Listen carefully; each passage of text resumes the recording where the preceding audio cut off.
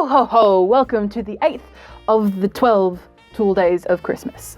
And today we're going to be discussing, I remember my own thing, we're going to be discussing Notion. Notion is something that we use every day, and it's something that may take a little while to get a handle on, but it's recommended.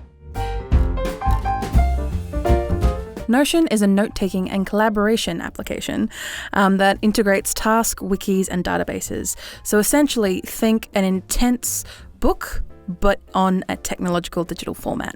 A company would use this app as an all-in-one workspace for note-taking, project management, task management that works across a whole bunch of apps and works on Mac, Windows, iOS, and Android. We personally use Notion as an idea database. We're able to coagulate our ideas into something that can go across all different platforms, and we also use it as a way of managing our coaching clients. So I hope you enjoyed the video, and if you use that tool, make sure you comment below and let us know how you go with it. So make sure you check out Video Confidence Coach on all of your social medias and all of the Facebooks and all of the places that we are. And if you have any questions, you can just DM, email us and all that cool stuff. Hope you have a Merry Christmas and stay tuned for tomorrow for another thing.